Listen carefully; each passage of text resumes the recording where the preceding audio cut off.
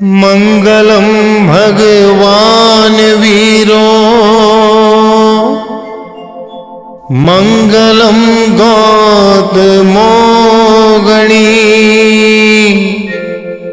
मंगलम स्थूलिभद्राद्या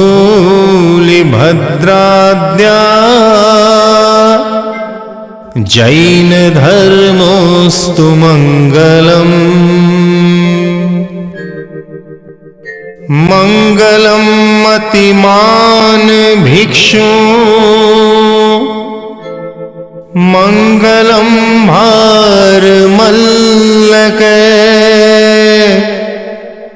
मंगलम राय चंद्राद्या मंगलम तुलसी गुरु महाप्रज्ञोस्तु मंगलम महाश्रमणोस्तु मंगलम तेरापंथोस्तु मंगलम।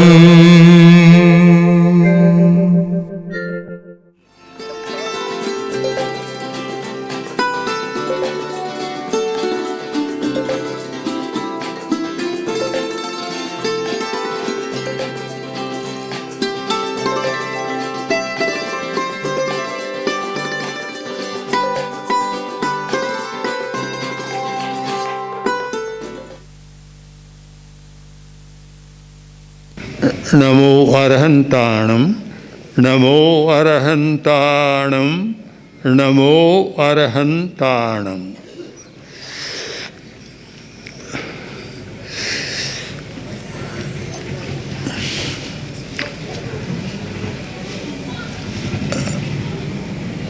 सब लोग सामाजिक जीवन जीते हैं।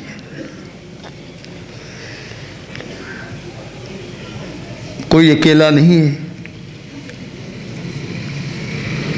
सामाजिक जीवन का एक अर्थ है समविभाग। एक समविभाग बना हुआ है। अकेला आदमी अन्न नहीं उगा सकता, रोटी नहीं पका सकता, धन नहीं कमा सकता, चिकित्सा नहीं कर सकता, शिक्षक नहीं बन सकता। समाज को सैकड़ों कार्यों की अपेक्षा है और वह अपेक्षा समविभाग के द्वारा ही पूर्ति होती है और वे सब समविभाग के कार्य मिलकर एक समाज का रूप बना देते हैं। किसान अनाज पैदा कर रहा है, व्यापारी जनता तक पहुंचा रहे हैं, व्यापारी धन कमा रहे हैं और फिर रोटी पकने तक तो कितने लोगों का हिस्सा रहता है कि कोई आटा पीसता है, कोई मसाला बेचता है, कोई रसोई बनाता है। कितने लोगों का श्रम एकत्र होता है और सबका समविभाग होता है, तब कोई आदमी रोटी खा सकता, अन्यथा रोटी भी नहीं खा सकता। तो समाज का एक अर्थ होता है समविभाग। वर्तमान समाजशास्त्र में भी है कि डिवीजन ऑफ लेबर, एक विभाग किया हुआ है कि कैसे काम होना चाहिए। दूसरा समाज के लिए जरूरी होती है परस्परता। परस्पर, अकेला नहीं, एक दूसरे के लिए परस्पर एक संबंध होता है। संबंध का नाम है समाज। साधु के लिए कहा गया संयोगा विप्र मुक्तस्य, संयोग से, संबंधों से मुक्त सारे संबंध समाप्त हो जाते हैं। वास्तव में दीक्षित होने के बाद कोई नहीं कहता मेरी माँ, कहेगा संसार पक्षी है माँ, मेरी माँ नहीं कहेगा सीधा, क्योंकि संबंध समाप्त हो गए। समाज का मतलब है संबंधों का तांता। अगर संबंध नहीं है तो समाज भी नहीं है। संबंधों का परस्परता और है। इस स्थिति में आज वर्तमान की समस्या पर विचार करें। कि यह समविभाग भी थोड़ा टूट रहा है, परस्परता तो बहुत छिन्न हो रही है। ये संबंध केवल नाम मात्र के रहे हैं, वास्तव में संबंध कहाँ है।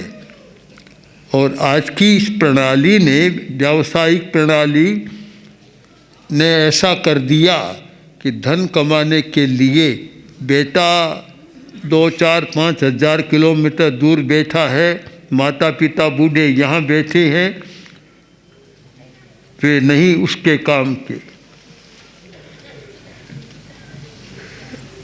मैंने अनेक बार कहा, पहले तो ये था कि माता पिता सोचते थे कि बुढ़ापे में बेटा और बहू सेवा करेंगे।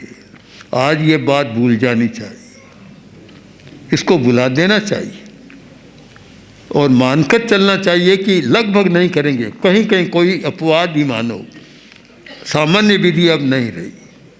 वे कहीं रहेंगे, वे कहीं रहेंगे। और बहुत ज़्यादा शिक्षित हो जाते हैं तो साथ में रहना पसंद भी नहीं करते।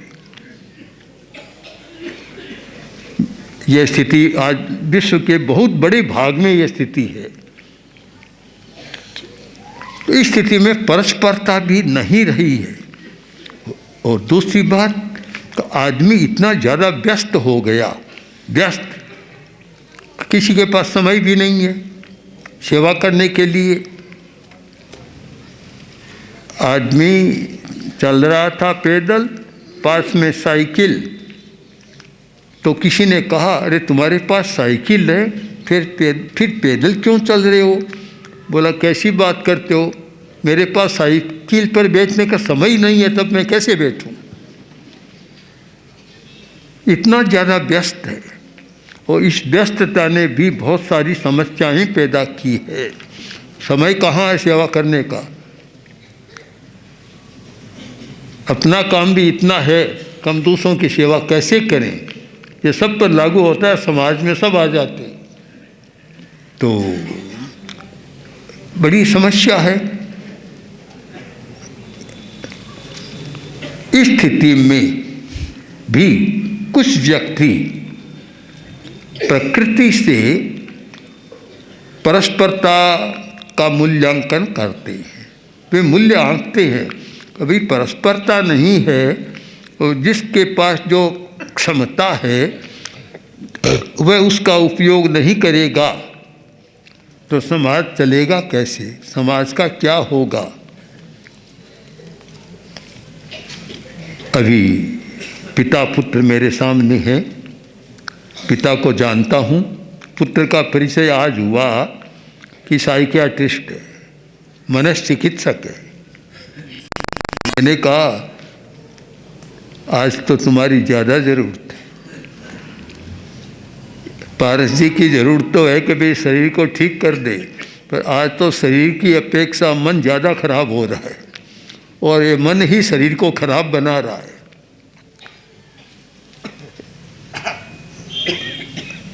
आज अपेक्षा है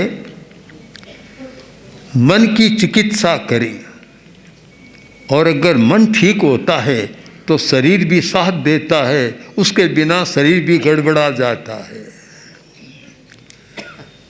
तो इस सारे वातावरण में दूसरों के लिए करना एक बहुत बड़ी बात है, क्योंकि आदमी इतना कट गया और वह सच्चाई को भी झुठला रहा है। समाज एक बड़ी सच्चाई है, उस सच्चाई को भी वह स्वीकार कर रहा है, नकार रहा है। और जब जब आदमी सच्चाई को नकारता है तो फिर मानसिक विकृतियां पैदा हो जाती है। एक रोगी गया डॉक्टर के पास, बोला, डॉक्टर साहब मेरा इलाज करें, बहुत जल्दी करें, मेरी बात ध्यान से सुने। डॉक्टर ने कहा, बोलो ऐसी क्या समस्या है, इतनी जल्दी समस्या क्या है तुम्हारी? कि डॉक्टर साहब मेरी समस्या एक ही है कि मुझे खाने के बाद भूख नहीं लगती। ये विपर्य यानी भ्रांति, मानसिक भ्रांति पैदा हो गई कि कोई बीमार नहीं है, पर एक मानसिक भ्रांति पैदा हो गई और वह इसी भ्रांति में रोगी बना हुआ है कि मुझे खाने के बाद भूख नहीं लगती है। ऐसी भ्रांति है, उस भ्रांति को तोड़ना भी समाज के लिए जरूरी है। और इस व्यस्तता और परस्परता और संबंध, इन सब का मूल्यांकन करना भी आज बहुत जरूरी है, अन्यथा समाज स्वस्थ नहीं रह सकता। आज डॉक्टर पारस का सम्मान किया गया, ये हमारे लिए नए नहीं, बहुत पुरानी है। और इन्होंने अपना दायित्व, कर्तव्य होता है डॉक्टर का कि एक समाज की सेवा करना, वह तो कर ही रहे हैं, किंतु साधु साधियों की भी बहुत सेवा की है। उधर जाने वाले सभी इस भरोसे के, चाहे श्री गंगानगर तक और इधर सरदार शहर से आगे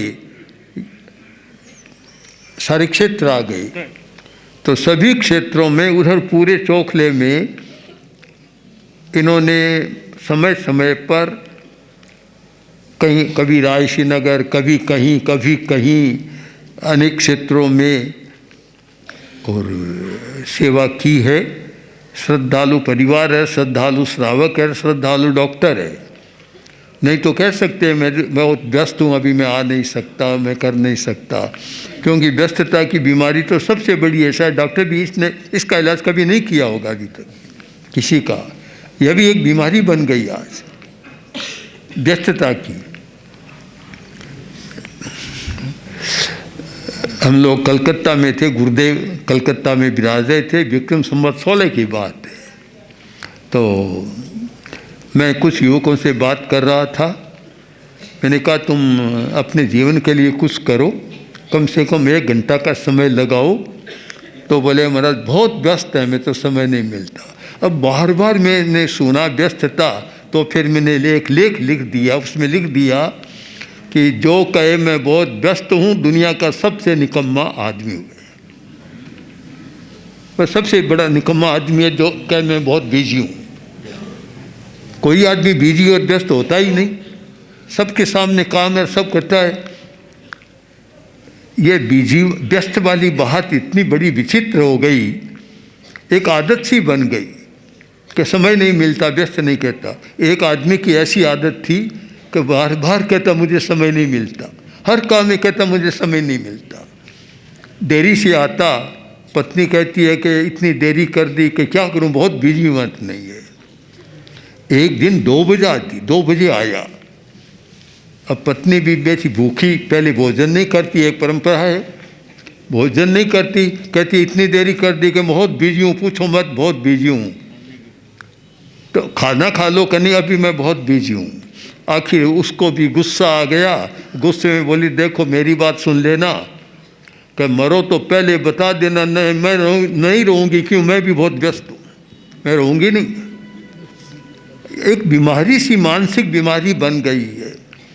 और मैं तो ये मानता हूँ कि इतना समय है आदमी के पास, 24 घंटा किसको कहते हैं, बहुत समय है, कितने काम कर सकते हैं। और हम तो अनुभव के साथ कह रहे हैं कि हमने एक दिन रात में पता नहीं कितने काम करते हैं। कभी ये अनुभव नहीं होता कि बहुत व्यस्त था, सारे काम समय पर चलते हैं। अगर हम ठीक समय का मैनेजमेंट करना चाहें, समय का प्रबंधन ठीक करना चाहें, तो कोई व्यस्तता की बात नहीं। किंतु यह भी एक मानसिक विकृति जैसी मुझे लग रही है, इसकी भी चिकित्सा। तो इस व्यस्तता के वातावरण में, मानसिकता में, युग में मैंने कभी नहीं हमारे डॉक्टरों से सुना कि हम बहुत व्यस्त नहीं आ सकते।